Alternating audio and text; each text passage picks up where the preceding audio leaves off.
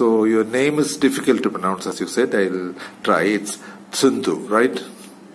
There's no copyright to my pronunciation of my name. You can pronounce as you like it. All right, thank you. But I like to say Tenzin Tsundue. Okay, fine. Yeah. So people would definitely like to know about your early life, your childhood. As I learned, you were born in Manali, right? That was the time when Tibetans were mostly doing road construction work in the Himalayas. So that was from Mandi, Kulu, Manali, over the Rohtang Pass, all the way to Ladakh. All that stretch of road was built by Tibetan refugees between 1960 right up to 1975. So my parents were road construction laborers. They were working in the Lahore Valley. And my mother tells me that I was born in a tent on the roadside. But later we got rehabilitated to Karnataka. So I grew up briefly in Karnataka. In Chamarajanagar district, there's a small place called Kollegala, as the Kannadigas say. And then I was adopted by a Tibetan school, Tibetan Children's Village. So I grew up in Kulu Valley, in the Valley of the Apples and Plums. So I did my schooling up to 7th standard there, and after that I went to Dharamshala for my high school, right up to class 12, and then went to Madras for my graduation. Yeah, what did you graduate in? I studied English literature from Loyola College in Madras, and that's from the place where I picked up a little Tamil.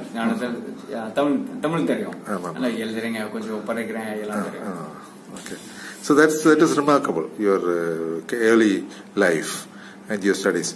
So I find that most of your work is in English. Your poems. Yes.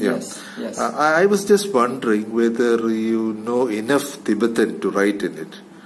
Well, my Tibetan is quite okay. Do you write? Yeah, I can write. Speaking, of course, is my mother tongue. Yeah. I've written poems, articles also in Tibetan, right. But I think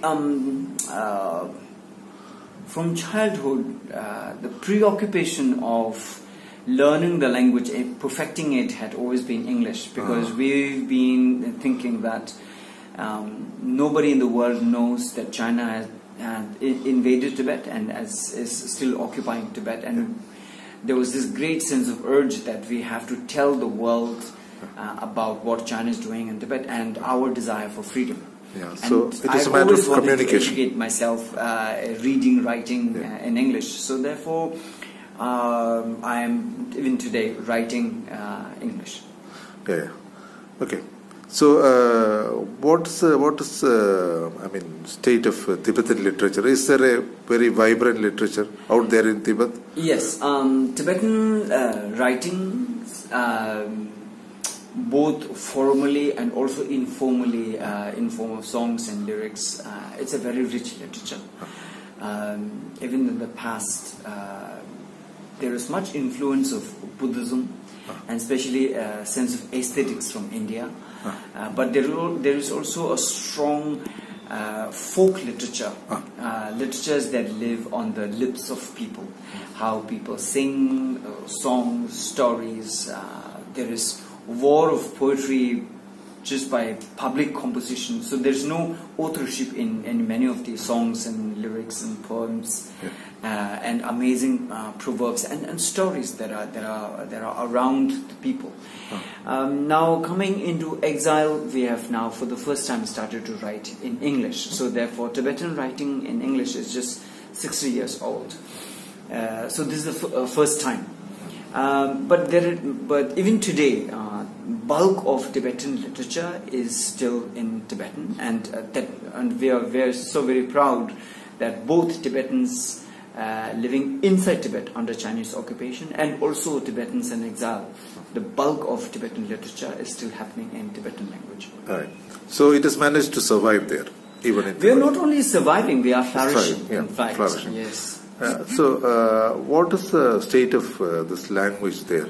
Is it still one of the official languages of Tibet Chinese language policy? How does it now, make out this? What China has been trying to do in the recent times is make Chinese language the language of business, academics, media, state communication, and language of the people. Han Chinese.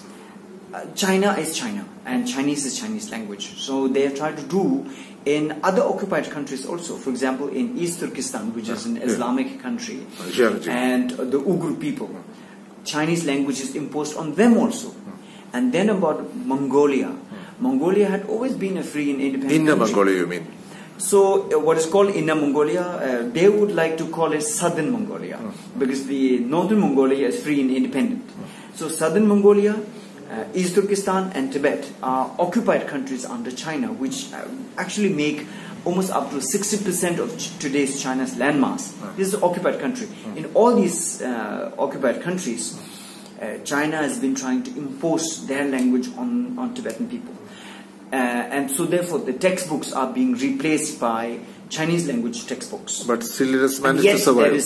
There is great sense of identity and culture among the Tibetan people. But you still use the language out there. Yeah, of course, the spoken language is always Tibetan. Well, and they're doing written, so many different dialects. Even written in schools in Tibet. I think but how much can they replace us? You know, we are so very proud.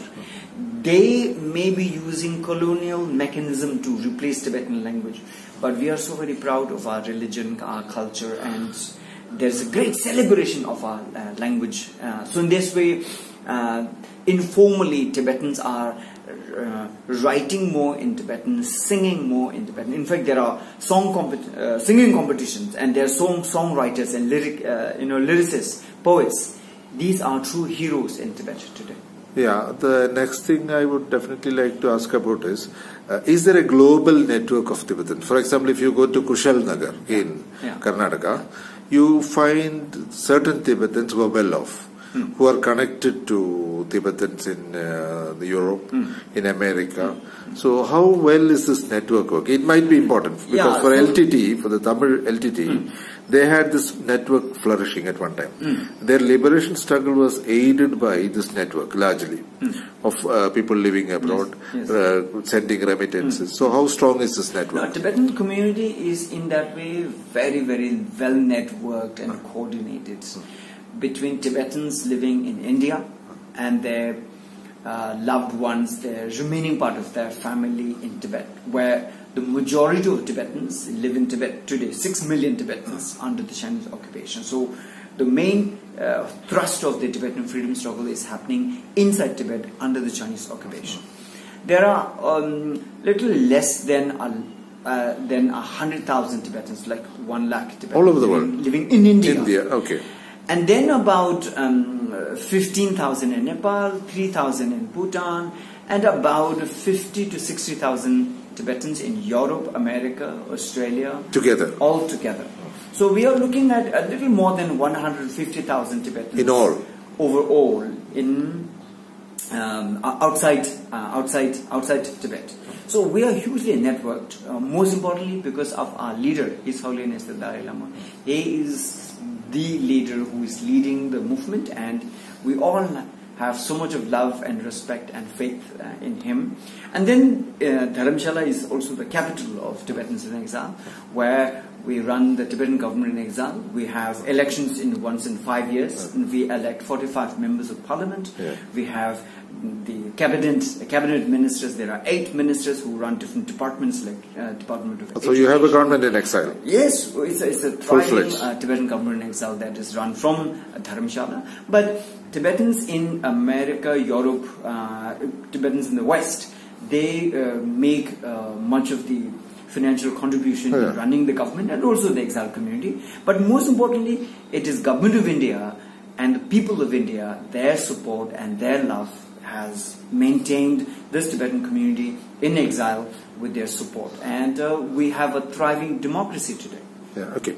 So I was wondering, how well is your struggle going on in Tibet? Is the struggle largely peaceful, or is there a streak of armed struggle? There was in the past armed resistance movement called the Chushikamtu. This was Tibetans from different parts of 3 provinces of Tibet coming together, fighting the Chinese invasion. So this went on till around 1971. And after that, the struggle had a new thinking and new churning. And by then we have had enough time to reflect on the struggle. And there too, His Holiness's, his leadership also gave us the intellectual impetus and also the leadership that was much needed. So since then, the struggle had been shaped by the idea of non-violence. So both Tibetans inside Tibet and outside, we believe that non-violence will not only give peace now and will guarantee peace in future. And we look at China as our neighbor who needs to go back to their own country and live as our neighbor with dignity and not having to live on somebody else's land. Yeah, this is a troubling question, but I have to ask it.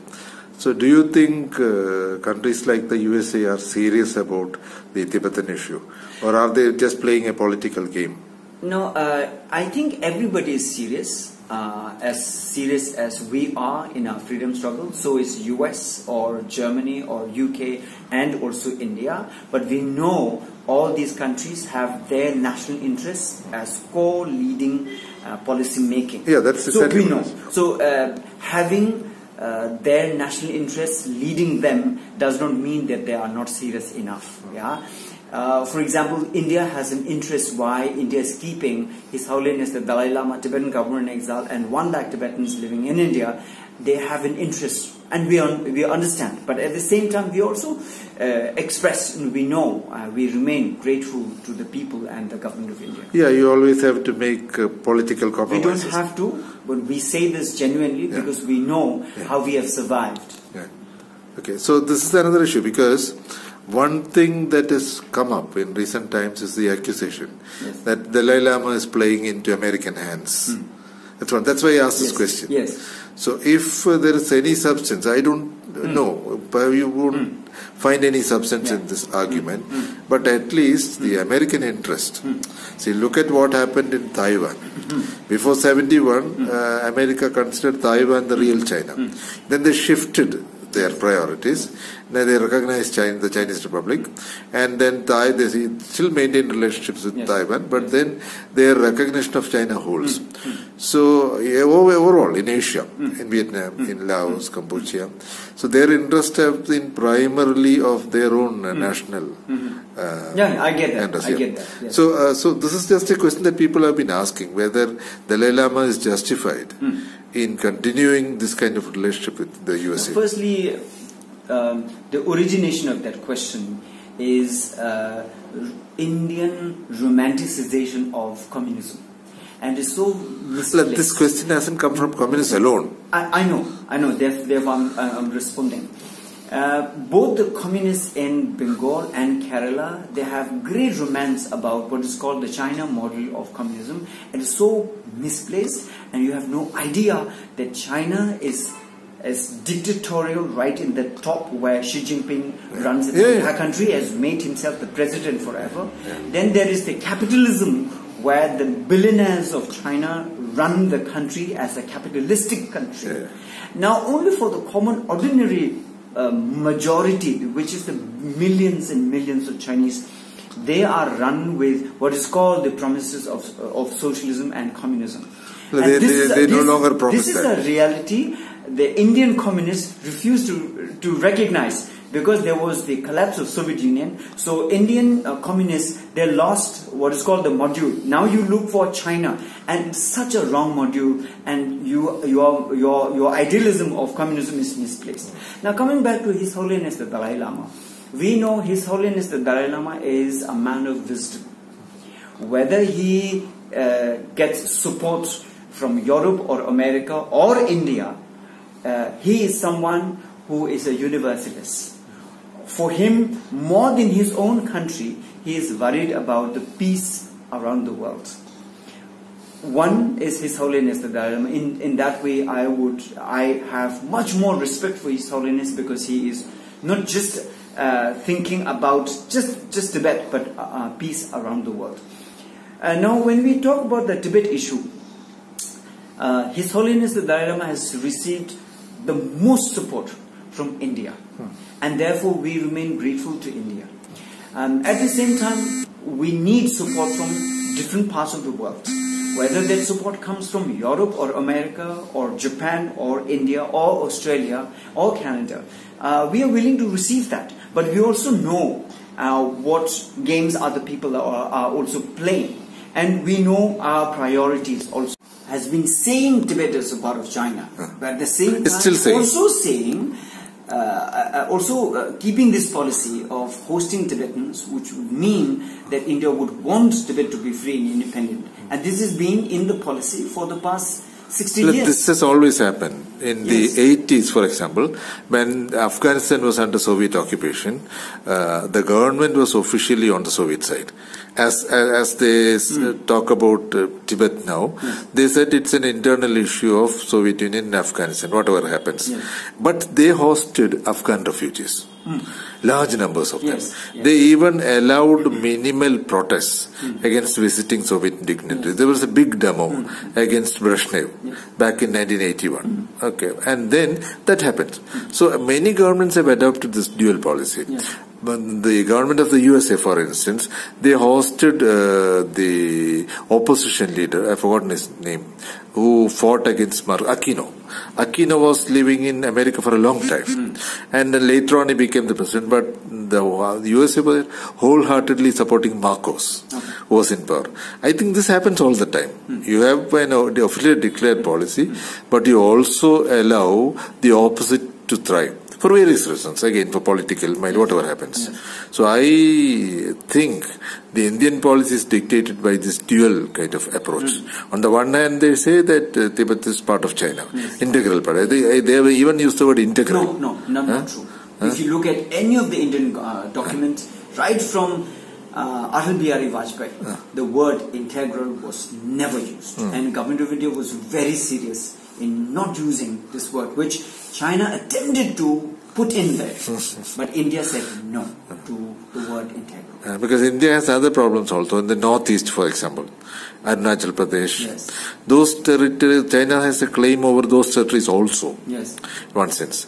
Aksai Chin, in Aksai Chin, I think what happens is China has always had an upper hand because of the territorial proximity, their familiarity with the terrain.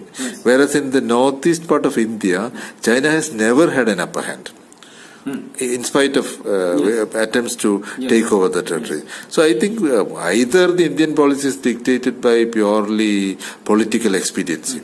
You can't antagonize China. Okay. On the other hand, they can't also refuse to accept Tibet, the people from Tibet. Okay. I think this duality is there. So by realistic, I only meant what would happen in the near future. Okay, 100 years from now, definitely Tibet might be, I can even use the word definitely, it might become... Yeah, you are okay. You can definitely you say that Tibet would become an independent country, quite possible. At the next way. But what I'm saying is the Indian government does not look at it that way. What it does is for immediate political expediency. So if you ask a political leader, they won't even refuse to speculate. I am speculating, for example. I am saying that it will become in many countries, even Xinjiang in eastern Turkmenistan might become an independent country. So this is what I am saying. The policy is not dictated by any such speculation. It's purely for immediate gains. That's what I try to say. I do not agree with you. Policies are made in different time frames. One is what will happen next year and year after that. Some policies are based on 5 years term, some 10, some 20. Okay, so therefore dualities will also come in the different policies. And I always consider India as a visionary country, and therefore. India's policy towards Tibet is a part of that visionary, that at the moment India, because China is so very powerful in many different... I think that was a very legitimate argument. Okay. But just for your information, communists in India no longer look up at China as a communist state at all, because the idea that they are capitalists is now fairly well established. Okay, only thing is that they have some relationships, for example, trade, funding, in which China is a partner. That's one thing. Okay, so I heard you talking about the extent of Tibet. Yes. As something like how much? I said 2.5 million square 2.5 million square kilometers, which is quite a lot. Yes. About more than half of India's extent. Yes.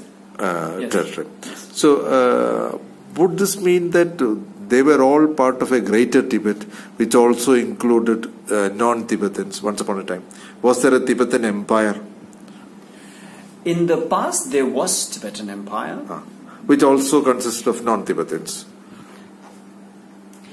In the past, there was the Tibetan Empire, and which was from 7th to 9th up to 10th century. It was quite a big. But then at the time, at the height of Tibetan Empire building, the Emperor of Tibet made a demarcation on the border with China and said, Chinese are happy in China, Tibetans are happy in Tibet. And therefore, the border was demarcated very clearly at the time. So, even towards the Himalayas also. But now, the real Tibet we are talking about as a territory of Tibet, which is 2.5 million square kilometer, it is mostly beyond the Himalayas. So areas like Ladakh, Lahore, Kinnaur, all these are parts of India. And then there is Nepal as an independent country. They were also part of the empire once upon a time. Sikkim, Bhutan. Yeah, in history they were, but today we are not. We are talking about 2.5 million square kilometer, which is centrally there in Tibet, which do not include any of those countries. Well, that's quite a large territory, isn't it? Sorry? That's quite large, 2.5 million kilometers, with the population of Tibet, which is only 6 million, right? Yeah, so if you look at Australia, if you look at Canada, if you look at Greenland, if you look at India, there are many countries, because countries were not divided by God. Countries emerged on their own in so many different places. And out of 2.5 million square kilometer, much of Tibet is cold desert, going up to above 5,000 meters above sea level, where nothing grows. There's no vegetation. It's 9 months of winter, snow. But it's rich natural resources. And today China is suppressing the Tibetans, bombing the mountains and taking natural resources from Tibet to China. So of course there are many areas. Alaska, Siberia are places where there's very little population, but a huge natural resources. But it doesn't mean that people do not deserve their own country. So 2.5 million square kilometer is Tibet, and this is the one-third of China's, nearly one-third of Chinese territory, right? Not one-third, one-fourth of Chinese territory. But it's an occupied country. I was also wondering whether what is today called Tibetan Autonomous Region, yes, very, falsely called Tibetan Autonomous Region, does it, this 2.5 million kilometers you're talking about, square kilometers. Yes. So, does this include, does this 2.5 kilometers consist entirely of the Tibetan Autonomous Region? So, what is called Tibet Autonomous Region, which was for administrative purposes demarcated in 1965 by the Chinese government. It is actually 1/3 of Tibet. Most of 2/3 lies outside. And what China did in the demarcation of the autonomous regions is they demarcated north and northeastern part of Tibet, what is called the Qinghai. It's a traditional Chinese province, but it composed mostly of Tibetan region, especially the Amdo region of Tibet. Okay, ready? Okay.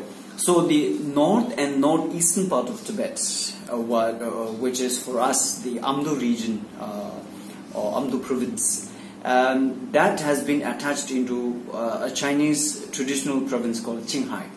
And a smaller portion had been cut out and added to Gansu. Now, eastern part of Tibet, which is mostly small portions of Amdo region and much of it is Kham region of eastern Tibet, had been called Sichuan, which then extends into Chinese regions also. And to the southern part of Tibet, what China calls Yunnan, also composes huge areas of Kham province, which is a traditional Tibetan province. So we usually understand Tibet in three provinces of Tibet: Utsam, which is central Tibet, and Kham and Amdo. So overall, it is 2.5 million square kilometers. And the population is also distributed this way. 6 million. We're talking about. So yes, also distributed. Yes, in these provinces. Tibetan population is 6 million. But when we say distribution, it's not like for administrative purposes, so people are distributed as such. This is how where they live. Civilizationally, how they lived in their own home provinces. Well, I'm talking about the other areas, which are not part of the autonomous region. So how many Tibetans are living there roughly? Have they been expelled from there or such? So I looked at Chinese census 2011, and I looked at this, and I see that majority of what is called the 2.5 million square kilometer of land, out of that, major part of that is in what is called Tibet Autonomous Region. In Tibetan population also, most of it are there in what is called the TAR, and there are other portions in these other Chinese provinces. But overall, this is the entire 6 million Tibetans. Okay, that gives you a complete picture. All right. So, have you noticed, I mean, you would have already noticed that the Citizens Amendment Act does not mention Tibetans. Yes. Nor, I mean, it doesn't even mention refugees from China. It has completely been excluded from the Act. Yes. And the Sri Lankan Tamils have also not been excluded. Yes. So what this in effect means is, okay, you are here. Some people are already here. And their fate is also uncertain. This Act actually makes their fate uncertain. Although no concrete measures have been suggested. Similarly for Sri Lankan Tamils. So are you apprehensive of what is to come? But already this might have been the result of India's hesitation to, antagonize the Chinese. Quite possible. Otherwise, there wouldn't have been any problem. If they had included Tibetans also within the purview of this Act, there wouldn't have been. But they haven't. So what is your take on this? Well, I'm concerned about development of CA and NRC in India and for India. But the Tibetans living in India, the basis of it is an understanding between His Holiness the Dalai Lama and the Indian government right from the beginning. Tibetans have been received in India as a foreigner living in India for a period of 1 year, and we can extend our stay. You are not refugees. And therefore we are foreigners living in India. We call ourselves refugees because that's the a state of mind, because we hope to go back to our country one day. And we are not demanding citizenship in India, unlike other people who are living in India. We are not demanding, and we are very hopeful that one day we go back to our own country. We are not even seeking citizenship here. So therefore, Indian government has always respected that Tibetan sentiment, that Tibetans want to remain as Tibetan, and they are keeping themselves as Tibetan because they want to go back. And so therefore, 1 lakh Tibetans living in India, our position, our status is that of a foreigner living in India for a period of 1 year, and we renew our stay, and one day we go back home. Now, there are huge territory areas in India where Tibetans are living in refugee camps. We have our schools and monasteries. These areas are essentially properties of Government of India. We are using it on lease from the Government of India. And the basic understanding of the lease is that this lease is for a period of 99 years. And we have already spent 60 years in exile. So the understanding is till the time of exhaustion of this 99 years, which can be renewable, or when Tibetans return home, all the land comes back into government of India. Yeah, what this essentially means is that as a group of foreigners living in India, you are to a certain extent privileged, as other refugees are not. For example, you have Rohingyans from Myanmar. Probably they cannot go back. And probably the Sri Lankan Tamils as well. Although they too are clamoring for a homeland.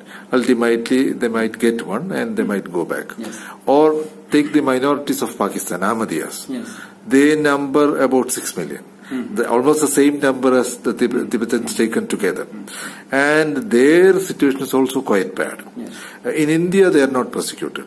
In India, even as Muslims, the Ahmadiyas have not been persecuted. We have a small Ahmadiyya community here in Calicut. So their status would be entirely different. Once they come, they may not even be willing to go back. Because they are entirely stateless. At least, although you are now under Chinese occupation, at least you have a homeland to hope for. Someday it might become a reality. Quite possible. Sometimes. So I think this difference is very important. Yes. People who are talking about citizenship, Yes. refugeedom in India, I think they ought to take a look at your case also and see how it differs from the case of others. All refugee cases are different, and therefore there cannot be any comparison. No. And someone's tragedy or someone's hope cannot be compared. It purely depends on, because the historicity of all these people are different. And the way Government of India treats these refugee communities is purely Government of India's policy, because Government of India also, for India, I think these are investments. Their relationship with either Sri Lankan Tamils or Burmese refugees or Tibetan refugees or refugees from Nepal or Bangladesh or Afghanistan or Sudan or even Iran. These are Government of India's policies, and policies may change. But if we talk about Tibet, we have been here for the past 60 years. India officially says Tibet is part of China. At least the wording today says Tibet Autonomous Region is a part of People's Republic of China. But on the other side, India has been hosting almost about 1 lakh Tibetan refugees, and also His Holiness the Dalai Lama and the Tibetan government in exile. I think that is an investment India is making, hoping that Tibet once again becomes a buffer zone between India and China, and that India is rid of pressures from China that India is suffering today. Yeah, but is it a realistic hope? I don't know whether the government has thought about that. Yeah, 200 years ago, free independent India wasn't realistic. Yeah. Okay, 200 years ago. Even in the beginning of the 20th century, free India was not realistic. So there is nothing called realistic. And I mean, what by realistic I mean, okay, all right. And free and independent Kazakhstan, Kyrgyzstan was not realistic at that time, because we are usually overwhelmed by the power of the adversary, your opposition and your enemy. So therefore, you cannot even imagine a free and independent Tibet, and therefore you look at this as not realistic. So it's a very judgmental question. By realistic, I did not mean that it would never happen. By realistic, I mean governments do not make policies for hundreds of years. Any government of India policy is dictated by something like a range of 20 to 30 years. Because by that time, the entire polity might change. So that is why I use the word realistic. So is the government of India really hopeful of an independent Tibet in the next 30 years, going by power? Yes. Yeah. So what I thought was whether you could call it visionary. Visionary approach looks far into the future. Yes. I don't know if any politician in the ruling parties, whether it was Congress or BJP, whatever parties which ruled India, ever talked about a free Tibet. I don't think anybody, except certain people in the opposition. Certain committed politicians have talked about a free Tibet. They have even supported the Tibetan independence struggle. Yes. So this I thought was significant. Well, but I do not think India is run by political parties. Political parties will keep coming and going, but India is being ruled by the intellectuals and the IAS officers who make policies at the ground. These are the people who run India, and they look at different circumstances in different time frames, and therefore Tibet comes in different other measures for immediate references in the next 5 years. How do we look at Tibet? How do we look at China? In the next 20, 30, 40 years, how do we look at Tibet in future? So I think these are the people who are making policies, and they keep on injecting and giving spaces for political parties, whoever's running it. Political parties may bring in certain popular notions of certain grants or certain projects, but a country's relationship with its neighboring country and its position in global status are not done by political parties. These are truly managed by India's visionaries.